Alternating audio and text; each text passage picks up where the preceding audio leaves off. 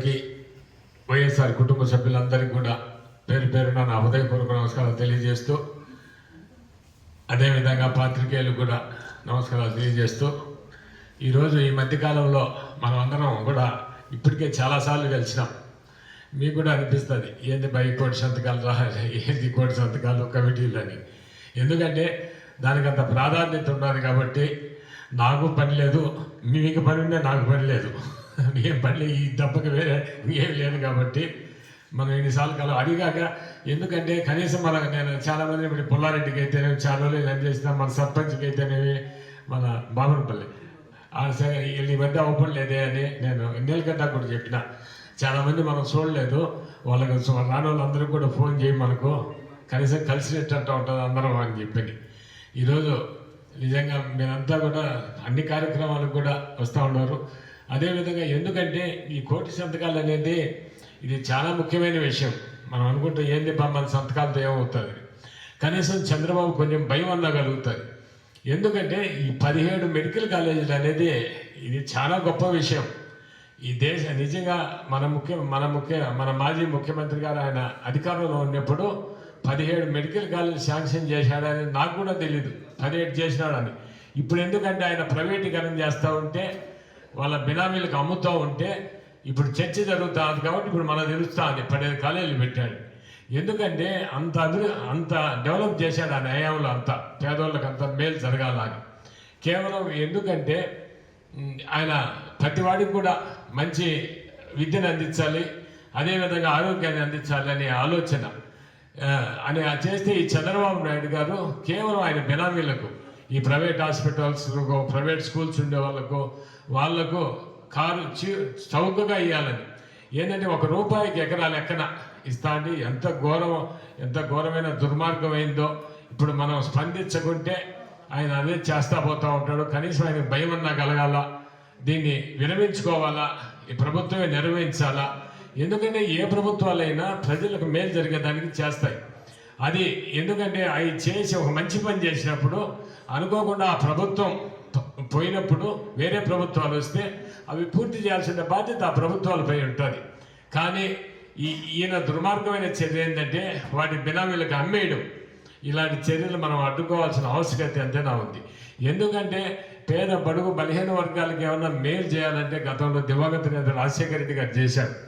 ఎందుకంటే ఆయన ఎంతోమంది పిల్లలంతా కూడా మధ్యతరగతి సమాజం అందరూ కూడా పిల్లలు చదువు తక్కువ ఉంది, ఏదో డబ్బున్నోడికే చదువు ఉంటుంది, ప్రతి పేదవాడు కానీ మధ్యతరగతి కానీ ప్రతి బీసీ ఎస్టీ మైనార్టీలు కూడా అందరూ చదవాలని ఆలోచనతో ఆ రోజు ఆయన ఫీజు రియంబర్స్మెంట్ ఇచ్చారని. ఈ పొద్దు గ్రామాల్లో ఎంతోమంది సాఫ్ట్వేర్ ఇంజనీర్లు కావచ్చు, రైతు బిడ్డలంతా చదువుతానంటే ఆ పొద్దు రాజశేఖర రెడ్డి గారి చదువే.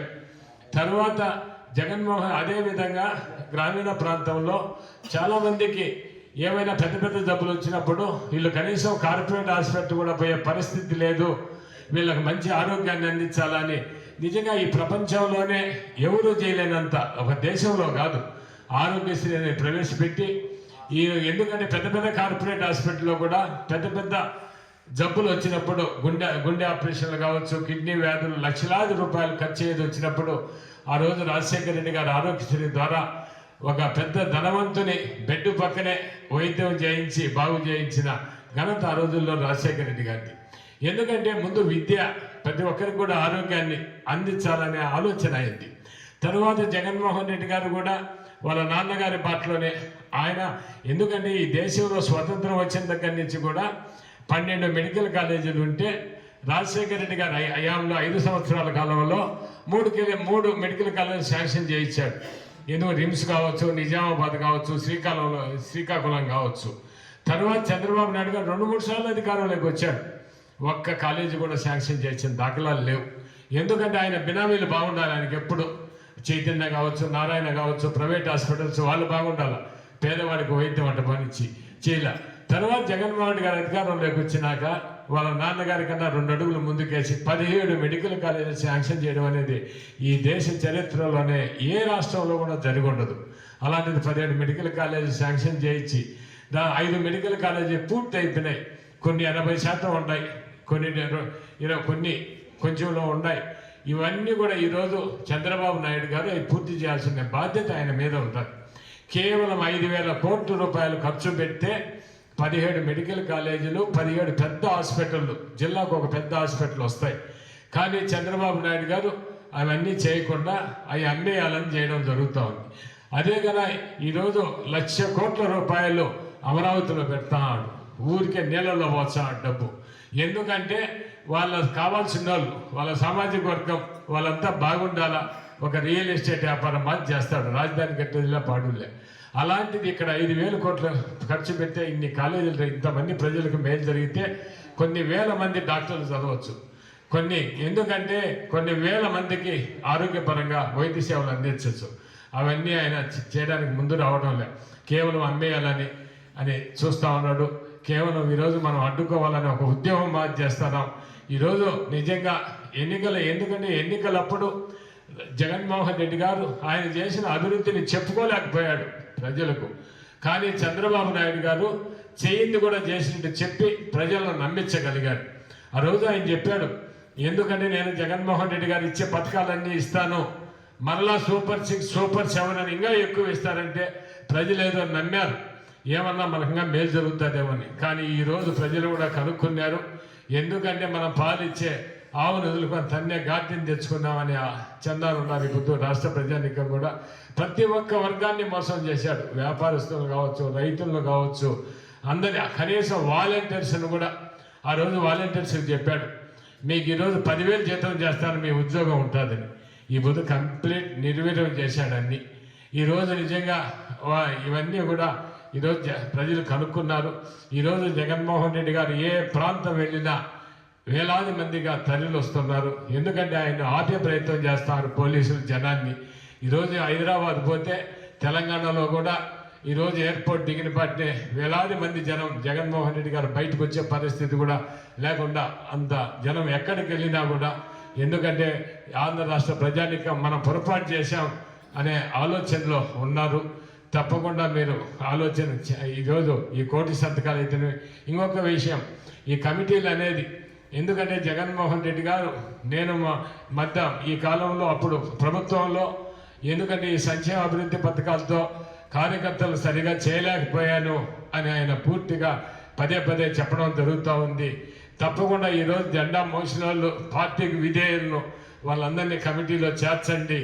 వాళ్ళందరికీ కూడా సంక్రాంతి లోపల ఐడి కార్డులు ఇవ్వడం జరుగుతుంది. వాళ్ళకు పార్టీ కానీ రేపు ప్రభుత్వంలో జరిగే మేళ్ళన్నీ ఏర్పాటు చేస్తాం. ఎందుకంటే అవి ఐడి కార్డులు రాకుంటే అవి తప్పకుండా మనం అన్నీ కూడా కోల్పోతాం. అందుకే ఇన్నిసార్లు చెప్తున్నాం, మీ గ్రామంలో మీరు కూర్చొని ఆ కమిటీలు తయారు చేయండి, ఆ పేర్లు ఫోటోలన్నీ కలెక్ట్ చేయండి అని పదే ఇన్నిసార్లు చెప్పడం జరుగుతూ ఉంది. తప్పకుండా 1 కోటి సంతకాలు కావచ్చు, ఇది కమిటీలన్నీ త్వరగా పూర్తి చేస్తారని. అదే 5వ తేదీన ఈరోజు 1 కోటి సంతకాల కార్యక్రమాన్ని రాజంపేట హెడ్ క్వార్టర్స్లో జెండా ఊపి ప్రారంభించడం జరుగుతుంది. ఆ రోజు నా పాదయాత్ర కూడా ఉంటుంది తిరుమల.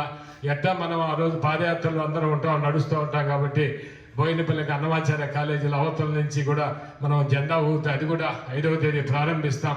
9వ తేదీన జిల్లాలో అన్నమయ్య జిల్లాలో అది కూడా అక్కడ మనం జెండా ఊపి పంపించడం జరుగుతుంది. తర్వాత మనం అన్నీ కూడా గవర్నర్కి సమర్పించాలా. ఈ కార్యక్రమాలన్నీ పూర్తి చేసేదానికోసం మనం చాలాసార్లు మనం అందరం కూడా కలిసాం, చాలా సమావేశాలు పెట్టుకున్నాం. ఇవన్నీ త్వరగా పూర్తి చేస్తారని ఆశిస్తూ, ఇకపోతే మనకేమన్నా గ్రామాల్లో కావచ్చు, మండలంలో కావచ్చు, చిన్న సమస్యలు అనేది ఎక్కడ ఉంటాయి. ఒక కుటుంబంలో అన్నదమ్ముల మధ్య ఉంటాయి. ఆ సమస్యలన్నీ కూడా ఎవడైనా శత్రువు వచ్చినప్పుడు మనం అందరం ఒకటి కావాలా ఎదుర్కొనేదానికి. ఏ గ్రామంలో ఎవరికైనా ఒక్కడికి అన్యాయం జరిగినా అందరం కూడా ముందుండి ఎదుర్కొనేదానికి మనం అందరం సిద్ధం కావాలా. అన్ని నియోజకవర్గాల మాది రాజంపేట కాదు, రాజంపేట మనం బలంగా ఉన్నాం, కాన్ఫరెన్స్లో క్యాడర్ బలంగా ఉంది. ఎవరినైనా ఎదుర్కొనేదానికి మనం అందరం కూడా సిద్ధంగా ఉంటాం. ఎప్పుడు కూడా ఎల్లవేళలా నేను అందరికి కూడా అందుబాటులో ఉంటా. నాకు వేరే వ్యాపకాలు ఏం లేవు. ఈ వ్యాపకం తప్పక వేరే వ్యవసాయం కానీ వ్యాపారం కానీ నాకేమి లేవు. ఉదయం లేచి నుంచి రాత్రి వరకు ఇక్కడ నియోజకవర్గం కావచ్చు, జిల్లా కావచ్చు, తిరిగే ఈ అన్ని కార్యక్రమాలను మనం చేసే పని తప్ప వేరే పని నాకు ఏ ఆలోచన వేరే లేదు.